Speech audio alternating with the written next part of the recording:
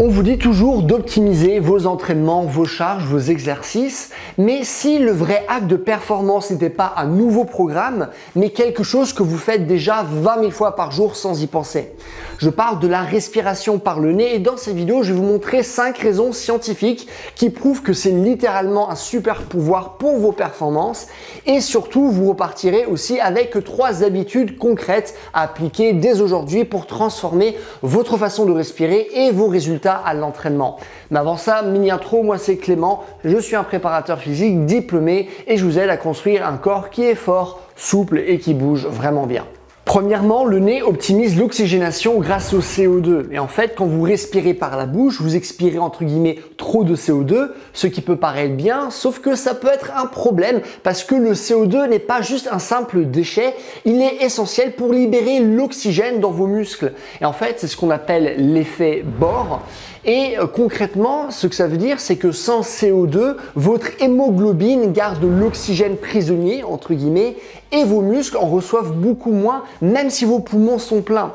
Et c'est justement là que la respiration nasale va rentrer en jeu parce qu'elle va augmenter progressivement votre tolérance au CO2. Et logiquement, plus vous êtes capable de supporter des niveaux élevés de CO2, plus l'effet Bohr fonctionne en votre faveur. Et donc Patrick McKeown, qui a écrit un livre célèbre qui s'appelle The Oxygen Advantage, lui c'est un expert international de la respiration et un coach qui travaille avec beaucoup de sportifs de haut niveau. Il explique que cette meilleure tolérance améliore directement l'endurance et la résistance à l'effort de manière générale. Et donc en pratique, respirer par le nez vous entraîne à mieux utiliser l'air que vous inspirez et pas seulement à en prendre plus.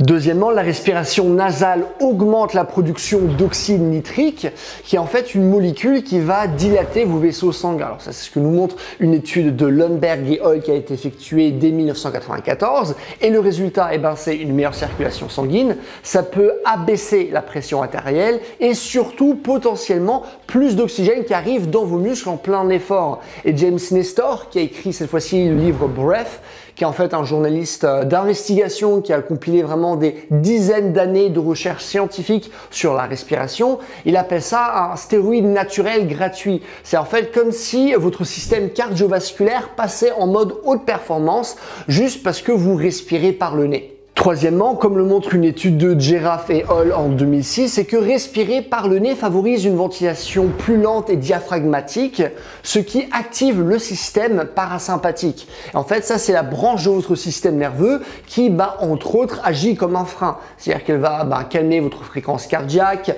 abaisser le cortisol, qui est l'hormone du stress, etc. Et concrètement, ça veut dire moins de stress avant une compétition, une récupération qui sera plus rapide après votre série, même si c'est négligeable, mais c'est quand même intéressant à dire, et aussi une meilleure variabilité cardiaque qui est un marqueur reconnu de santé et de performance. Et c'est d'ailleurs exactement ce que Wim Hof, surnommé The Iceman, donc l'homme de glace, qui est connu pour sa capacité à résister à des températures extrêmes grâce à la respiration et l'exposition au froid, et justement il a popularisé ça avec ses protocoles. Et sa méthode a montré que la respiration n'est pas seulement un outil physiologique, c'est aussi un levier puissant sur votre système nerveux. Quatrièmement, la particularité de la respiration nasale, c'est que l'air qui va passer par le nez, elle est filtrée, humidifié et réchauffé.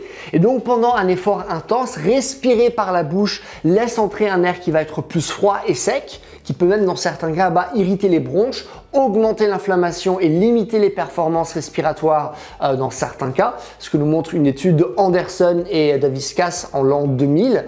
Et quand vous faites du sport, surtout en extérieur ou par temps froid, logiquement, le nez il va vraiment agir comme un bouclier naturel, entre guillemets, qui va protéger vos poumons et réduire les risques de bronchoconstriction à l'effort. C'est en fait le resserrement soudain de bronches qui donne vraiment cette sensation de s'étouffer en pleine course. Cinquièmement, respirer par le nez rend vos efforts plus difficiles au début, certes, mais c'est aussi précisément l'intérêt parce que finalement c'est comme un biofeedback naturel.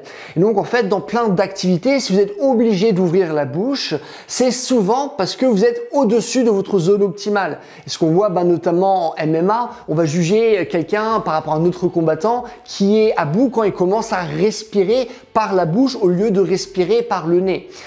Et donc, aussi dans le livre The Oxygen Advantage dont je vous avais parlé, Meko nous propose de s'entraîner en respirant uniquement par le nez pour améliorer la tolérance à l'effort et repousser ce qu'on appelle le seuil anaérobie. Alors d'une manière très schématisée, vraiment très schématisée. C'est le point où votre corps n'arrive plus à utiliser l'oxygène assez vite et où vous commencez à accumuler du lactate, notamment avec la brûlure musculaire qui va avec. Et ce qui est intéressant, c'est que les études sur la respiration nasale et les protocoles de tolérance au CO2, je pense notamment à l'étude de Dallam et Hall qui a été effectuée en 2018, montrent d'ailleurs que après adaptation, cette stratégie ne modifie pas la VO2 max, mais améliore l'économie de course et l'efficacité ventilatoire. Donc pour un même effort, moins de ventilation sera nécessaire.